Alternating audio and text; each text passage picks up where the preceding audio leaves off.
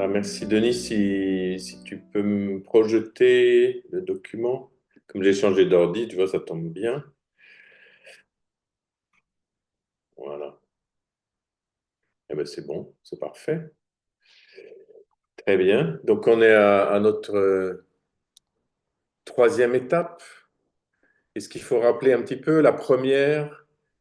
Vous rappelez les racines familiales de Jean-Eudes, où il faisait mémoire de sa naissance dans le village de Ry, le petit village de Normandie, fier de ses racines normandes familiales, de son terroir.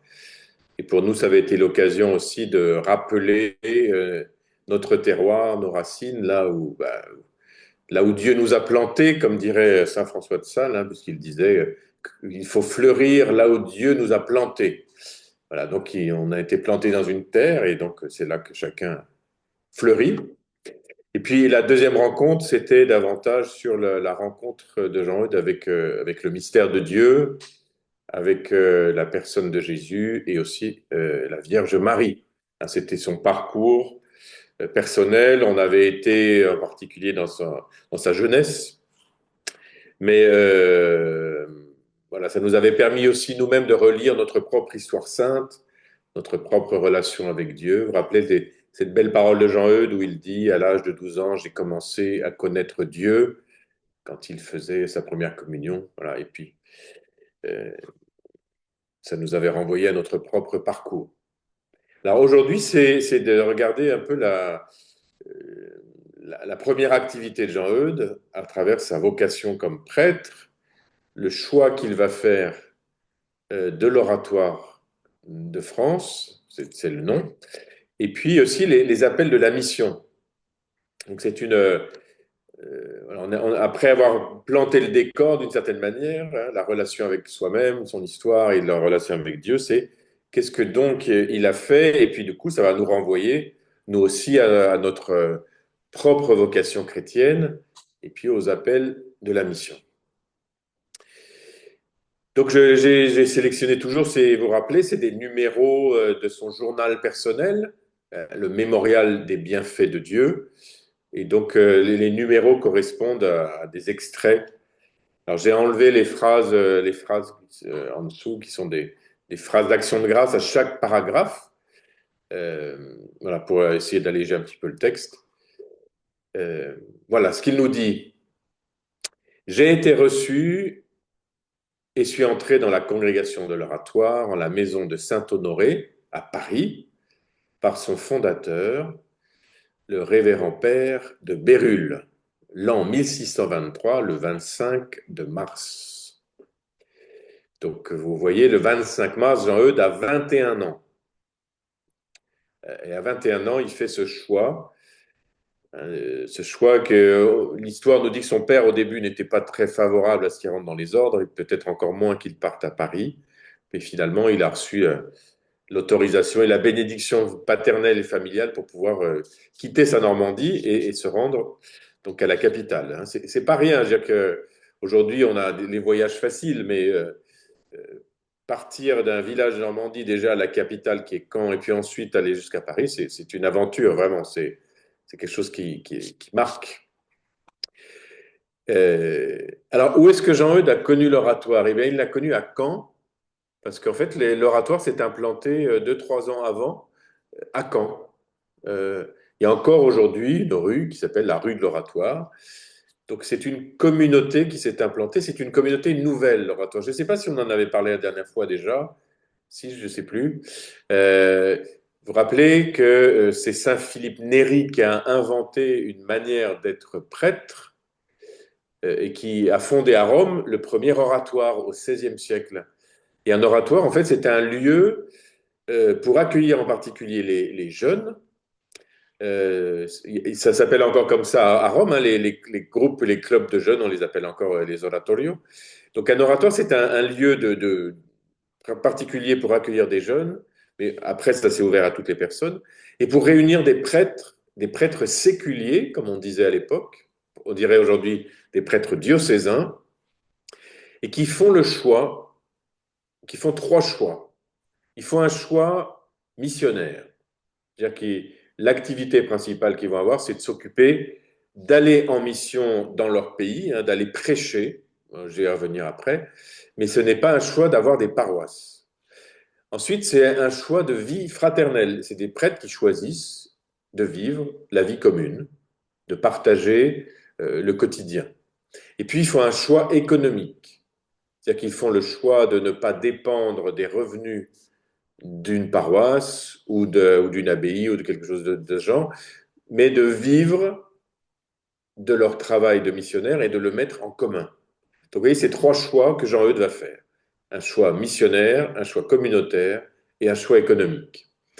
Euh, c'est intéressant de voir que c'est ça qui l'intéressait. En fait, il était attiré par une nouvelle forme pour annoncer l'évangile. Vous voyez bien que simplement rentrer dans le diocèse de C, comme il avait fait les premières étapes, ne suffisait pas et qu'il était habité d'un autre feu.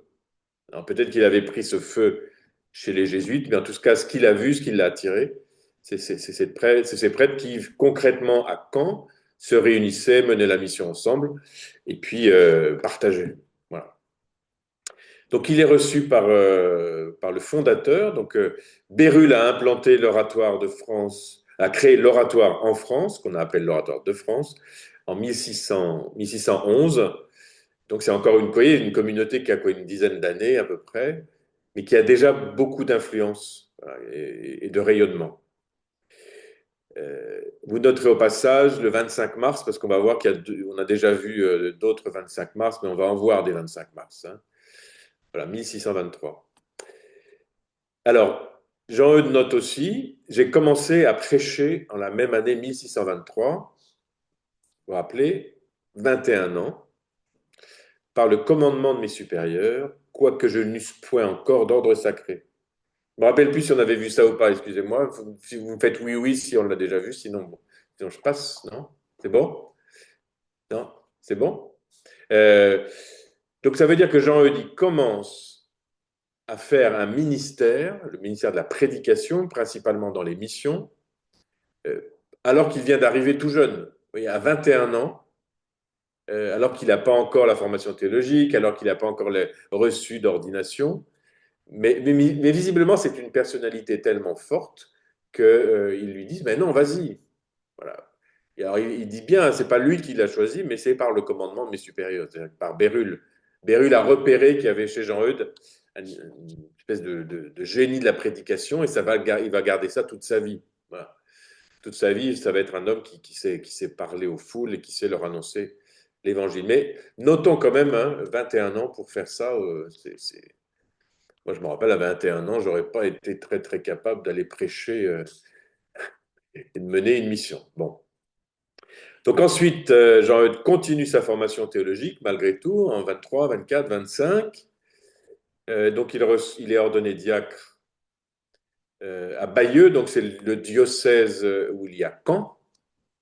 Caen fait partie du diocèse de Bayeux.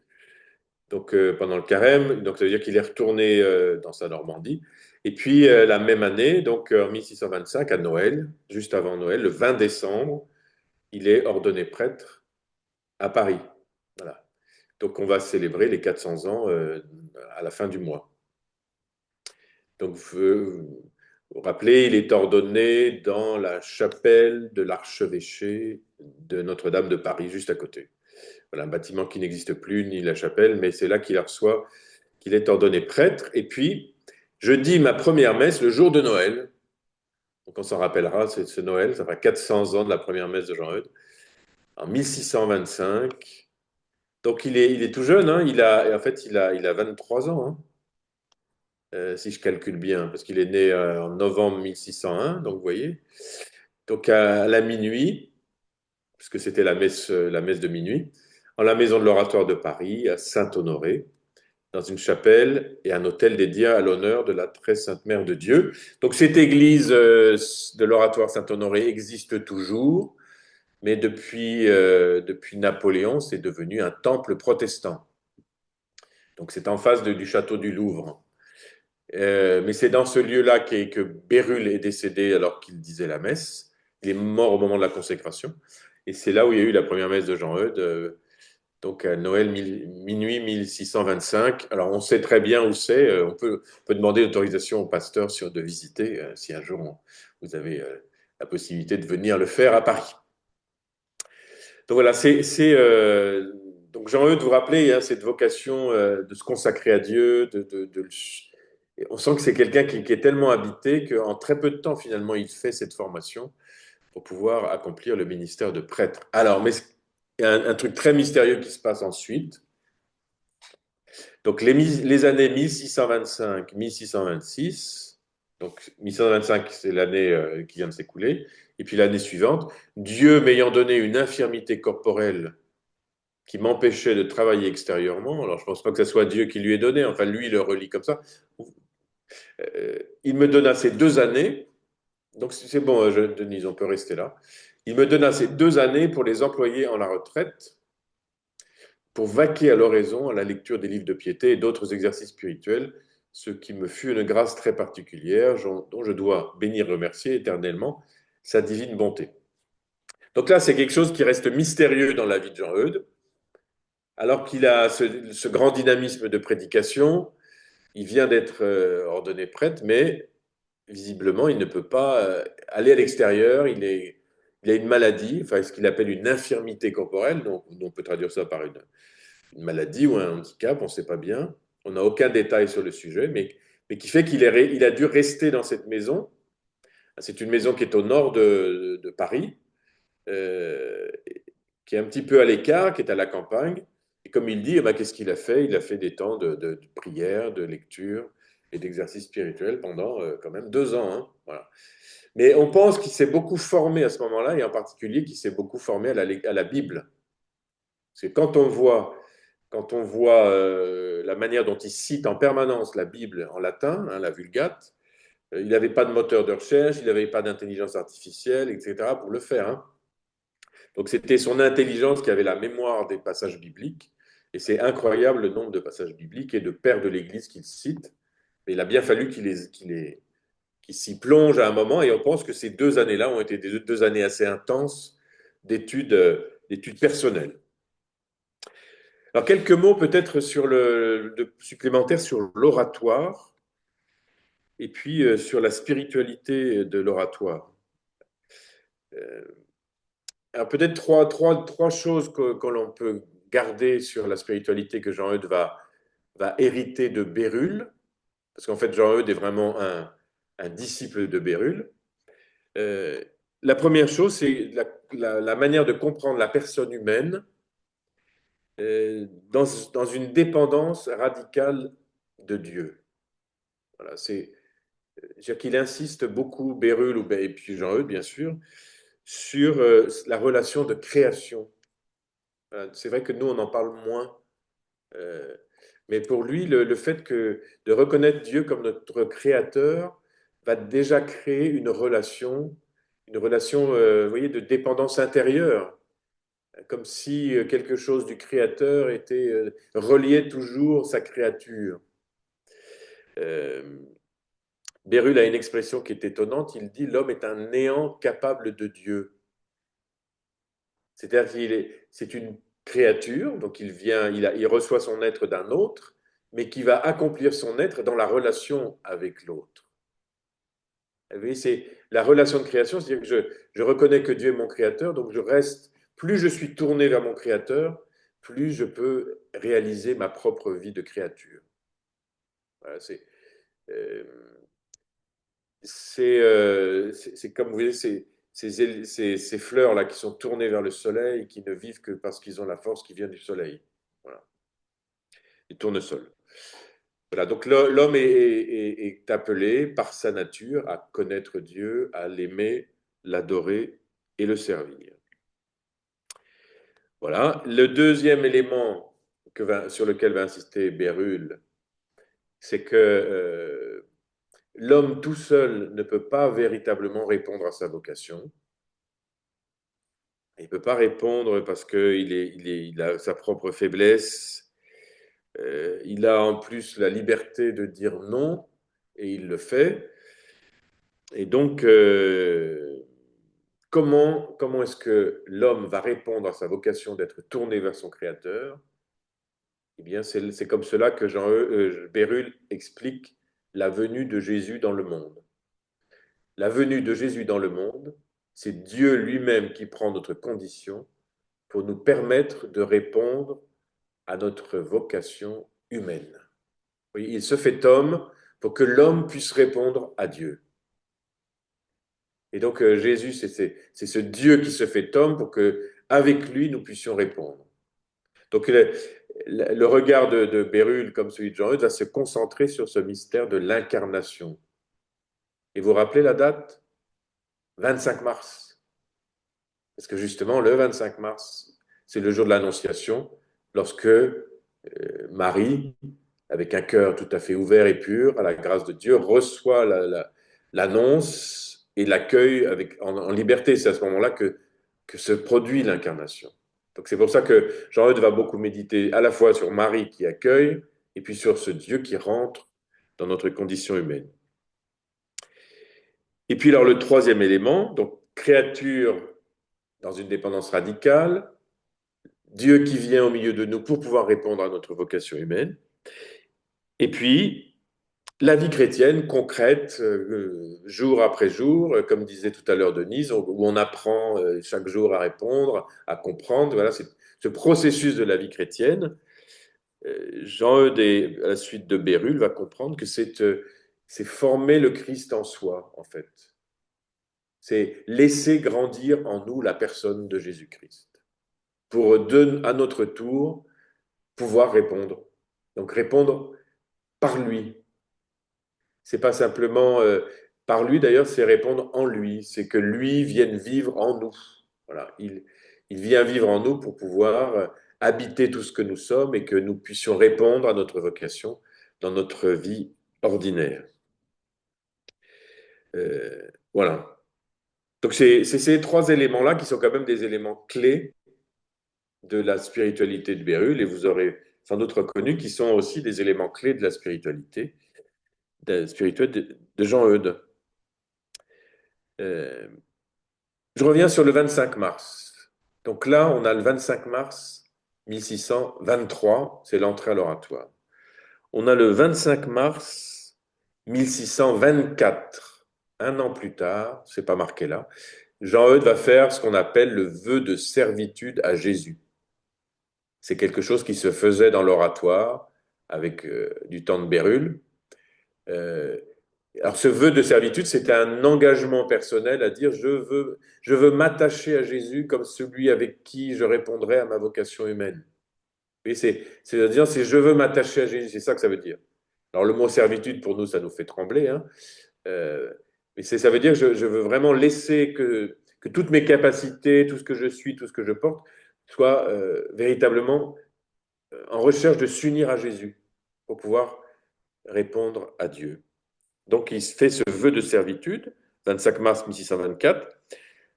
Jean-Eudes va rajouter en 1637, le 25 mars 1637, il fait le vœu du martyr. Alors ça nous fait encore plus trembler, non? Le vœu du martyr, ça veut dire, il dit, je m'engage à donner toute ma vie, toutes mes capacités, tout ce que je suis, tout ce que j'ai, pour la mission. Et même si cela doit me coûter ma vie. Voilà, vous voyez, c'est une espèce d'acte volontaire, parce que c'est ça que ça veut dire le mot vœu. C'est un acte volontaire pour dire je m'engage à vivre pour la mission. Et puis, il y a un quatrième 25 mars, qui est le 25 mars 1643, qui est le jour de la fondation de la congrégation des Pères eudistes. Voilà, il choisit la même date. Donc, vous voyez, il y a au moins 4 25 mars qui comptent, hein, 23, 24, 37 et 43. Et à chaque fois, c'est une date qui est très symbolique. C'est la date des commencements. C'est la date où Dieu nous rejoint dans notre réalité. C'est le moment de l'incarnation. Donc voilà, c'est sur le fond, hein, pourquoi il choisit l'oratoire et qu'est-ce que ça a produit chez lui. C'est bon? Alors, Denis, si on peut descendre un petit peu. Maintenant, on va regarder l'activité. C'est-à-dire il a cette vocation de prêtre, mais pour faire quoi? Voilà. Alors, il va commencer, il va commencer par deux activités tout à fait étonnantes. Vous vous rappelez, en 1625-1626, il a une infirmité corporelle qui l'empêche d'aller faire la mission. Et alors, en 1627, il reçoit une lettre de son père, euh, et alors qu'il sort d'une maladie, a priori, hein, parce que c'est marqué infirmité corporelle, on ne sait pas, mais a priori, c'est quand même une fragilité qui a duré 2 ans. Et donc, il part, parce que son père lui dit, la peste arrive dans le pays en Normandie. La peste arrive dans les communes, donc Saint-Christophe, Saint-Pierre-de-Vrigny, Saint-Martin-de-Vrigny et Avoine, qui ne sont pas très très loin d'Argentan, pas loin de Ry, dans le diocèse de C. Et il dit, voilà, la peste étant dans le diocèse de C, à ces paroisses-là, les malades étant abandonnés de tout secours spirituel, je demandais permission à Paris, où j'étais pour lors, au révérend père de Bérulle, de les aller assister, ce qu'il m'accorda.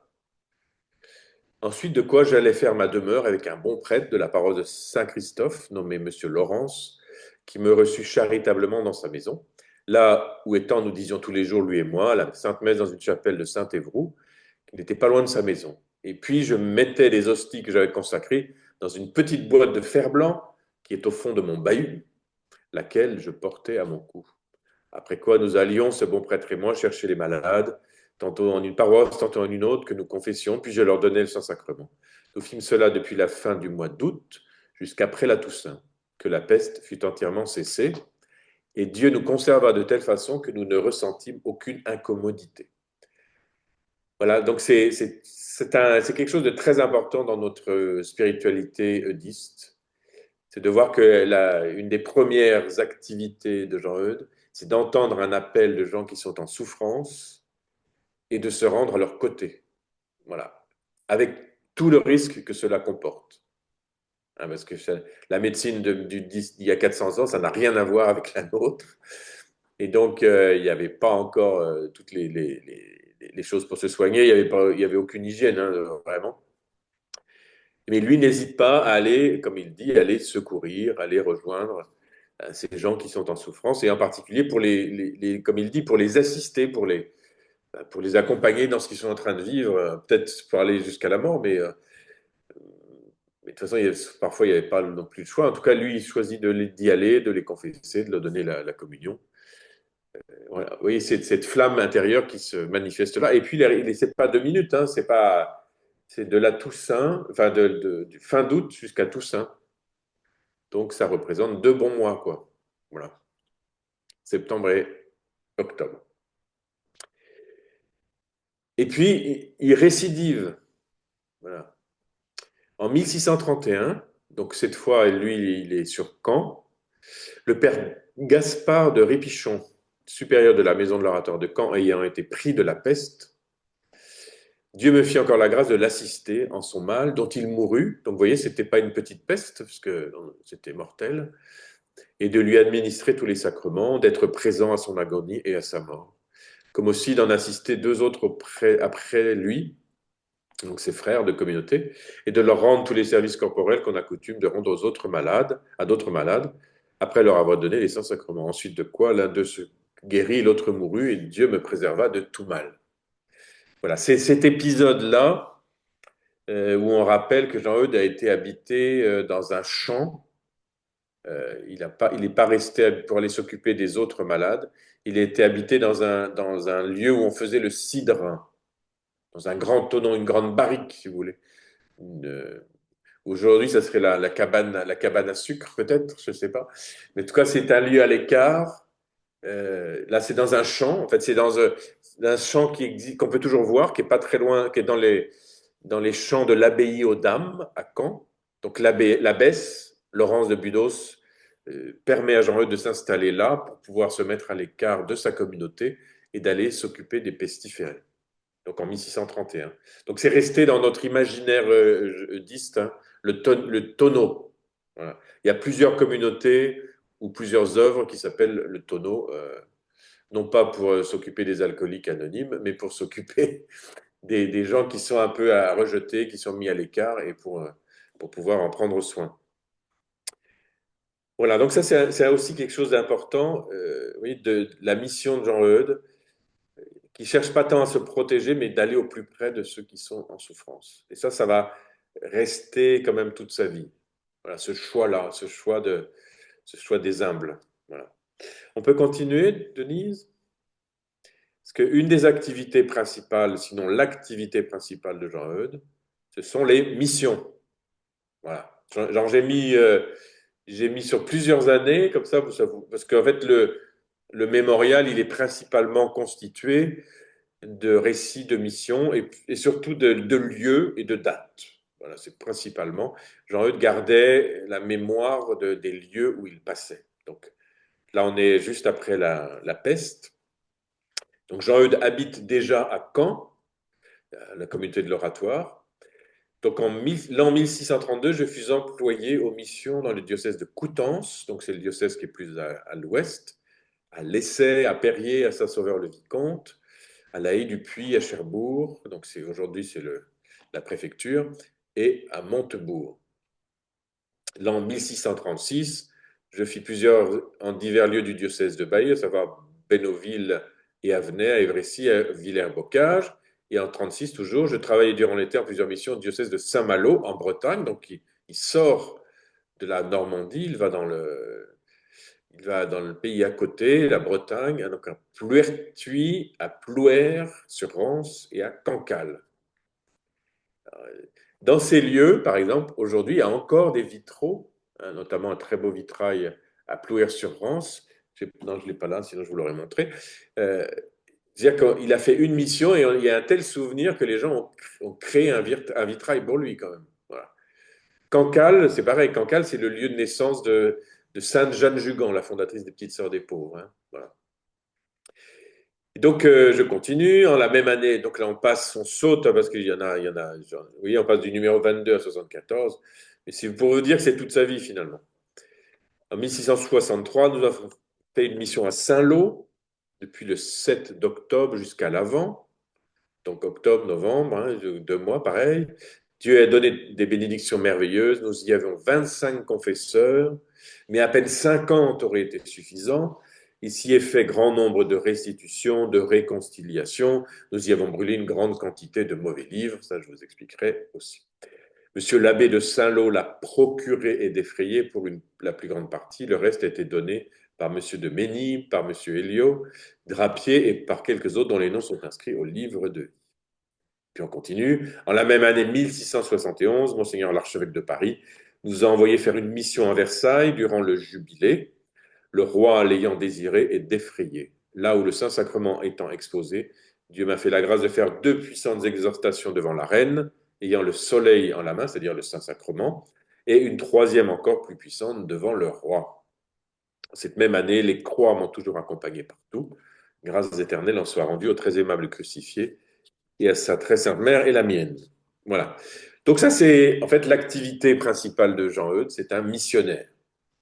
Voilà. Jean Eudes, quand il veut s'identifier, il signe ses lettres, prêtre, missionnaire.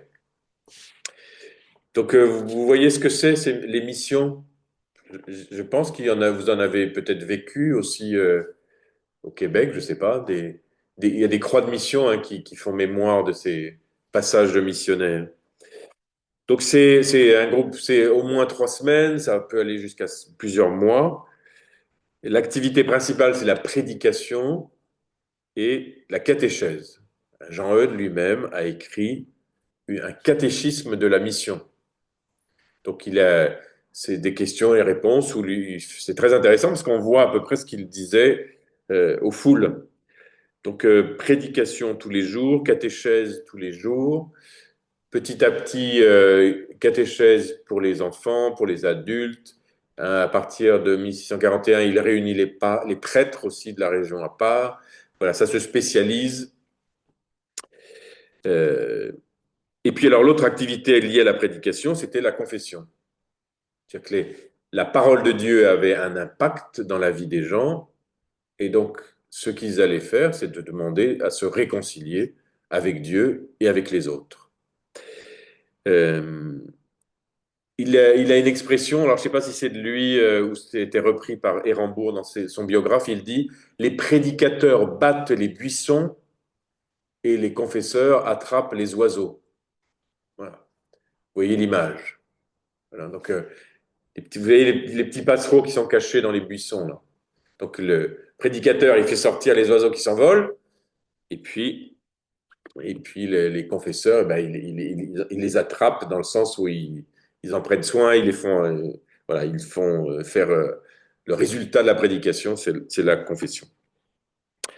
Alors, bien sûr, pour renouveler l'alliance du baptême, c'était principalement ça qui était fait, un renouvellement des promesses baptismales, reprendre conscience, c'est le texte que je vous ai préparé pour la fin, reprendre conscience de la grâce du baptême, et puis se réconcilier avec Dieu, avec les autres. Vous avez vu ici, dans le numéro 74, il est marqué, il s'y est fait grand nombre de restitutions. Qu'est-ce que ça veut dire, ça? C'est des biens qui ont été mal acquis. Ça peut être, par exemple, des bordures de chemins, de champs. Vous savez, dans les gens de la terre, parfois, il peut y avoir des luttes assez fortes sur les parcelles. En tout cas, c'était le cas dans la France rurale du XVIIe. Et donc, il y avait des restitutions de terres qui pouvaient être faites à ce moment-là. Donc, on se remet bien avec ses voisins, on retrouve, et donc il y a marqué réconciliation donc, avec les voisins, mais aussi dans les familles. Jean-Eudes, souvent, il a parlé de ça, des familles qui se réconcilient alors il peut y avoir des volontés de vengeance jusqu'à la mort, et non, ils se réconcilient. Puis alors, les mauvais livres, je pense que c'est principalement les livres des protestants, voilà, pour tout vous dire. Enfin, il n'y avait pas beaucoup de livres non plus et de revues à l'époque, hein. Donc c'était pas trop mauvais livre au sens moral, mais c'était plutôt mauvais livre au sens littérature de certains auteurs de la réforme protestante. Voilà. D'ailleurs, au cours de ces missions, qui se faisaient toujours paisiblement, il y avait souvent des controverses et puis des protestants, parfois Jean l'écrit lui-même, qui demandaient à redevenir catholiques. Voilà. En fait, ces missions ont beaucoup servi à ce qu'après la réforme protestante, un certain nombre redeviennent catholiques parce qu'ils pouvaient réadhérer avec la foi qu'ils avaient reçue plus jeune. Voilà. Donc Jean-Eudes, vous voyez, il choisit. Alors c'est intéressant parce que, enfin, pour vous peut-être ça vous dit rien, mais alors il y a des tout petits villages. C'est-à-dire que Avenay et Vrecy, c'est pas gros. Cherbourg, c'est beaucoup plus gros. Aujourd'hui, c'est une base navale, hein. Euh, et puis ça va jusqu'à Versailles et jusqu'à la cour du roi. Voilà, Jean-Eudes a un très grand éventail, mais il a toujours choisi de manière prioritaire être missionnaire dans les lieux plus modestes. Et c'est assez logique pour lui, hein, de toujours aller chercher ceux vers qui on ne va pas. Voilà. C'est-à-dire qu'à la cour, tout le monde voulait aller à la cour. Lui, il n'a pas couru ça. Mais ce qu'il cherchait, c'est d'aller là où les gens en avaient besoin. C'est pas là où il allait se faire un nom. Je ne sais pas si je vous le dirai plus tard, mais en tout cas, vous voyez, on l'a proposé 2 fois pour être évêque. Il a dit 2 fois non, et on pense qu'il a dit non parce que ça l'aurait coupé de son activité de mission. Et puis ça l'aurait fait rentrer dans un monde qu'il voulait pas, dans lequel il ne voulait pas rentrer, le monde de la cour. Voilà. Euh, dans les notes qui sont là, il y a un mot qui peut-être, c'est marqué, Monsieur l'abbé de Saint-Lô l'a procuré et défrayé. Alors, je ne sais pas si vous voyez ce que ça veut dire. C'est-à-dire que ces gens, Monsieur de Saint-Lô, Monsieur de Némy, Monsieur Hélios, ce sont des gens qui ont payé à l'archevêque de Paris, etc. En dessous, Monsieur l'archevêque de Paris nous a envoyé le roi l'ayant désiré et défrayé. Qui paye dans ce cas-là? Ce ne sont pas les gens qui bénéficient de la mission, et ce sont des gens riches qui payent pour eux. C'est-à-dire qu'il faut nourrir les missionnaires, il faut les entretenir, voilà. Et donc, c'est jamais les gens à qui est annoncé l'évangile qui payent, mais c'est des gens qui ont de l'argent et qui payent pour que ce soit fait. Voilà. Alors, ça peut être les évêques, ça peut être les curés, ça peut être des nobles qui ont les terres sur lesquelles se passent les missions. Et puis, à un moment, ils se sont regroupés dans une association qui s'appelle la Compagnie du Saint-Sacrement. Mais ça, c'était important pour Jean-Eudes de noter aussi le nom de tous les bienfaiteurs, hein, ceux qui aidaient à ce que la mission puisse avoir lieu. Alors, les missions, c'était aussi des moments où il y a eu de nouvelles fondations.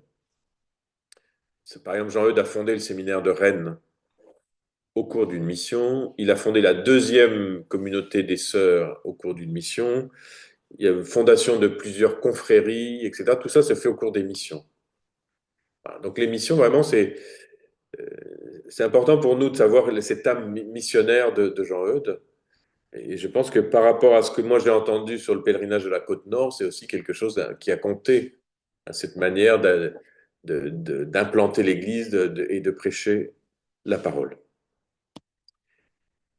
Voilà. Alors je ne sais plus s'il y a encore autre chose en dessous, Denise. Non, c'est des questions. Voilà. Donc je pense parce que là il y a le temps qui passe, non, quand même. Ça fait pas ça fait déjà trois quarts d'heure que je parle, non, peut-être pas. Si, presque. Euh, voilà, je pense que ça serait intéressant de prendre conscience que nous aussi, nous avons une vocation chrétienne, une vocation chrétienne qui s'est manifestée dans des engagements. Et là, la question, est-ce que moi aussi j'ai conscience d'être envoyé avec la puissance de l'Esprit pour annoncer l'Évangile? Ah, je pense que maintenant que je vous connais un petit peu, je sais que vous avez déjà répondu à bien des appels de ce genre. Et puis, quels appels de la mission j'entends aujourd'hui là où je suis? J'aimerais vous rappeler en 1627, après, et puis là où il se rend. Et puis, comment ces appels, parfois je ne peux pas y répondre, mais est-ce qu'ils prennent place dans ma prière et comment prennent-ils place dans ma prière? Voilà. Très bien. C'est un petit peu là-dessus qu'on pourrait partager. Et puis, s'il y a peut-être des précisions à vous donner sur tel ou tel aspect euh, des missions de Jean-Eudes. Alors, si j'ai oublié de vous dire quand même, on a le décompte de 117 missions. Voilà. Peut-être plus, mais en tout cas, on a un décompte assez précis. Et sur jusqu'à peu près 75 ans, à peu près, il a fait ses missions. Voilà. À pied, à cheval, en voiture, en Normandie, en Bretagne, dans l'Île-de-France, dans le Nord, en Bourgogne. Voilà. Donc c'est parce que Jean-Eudes, on le voit souvent comme un écrivain ou un formateur. En fait, c'est surtout un missionnaire. C'est là où finalement son identité s'est forgée.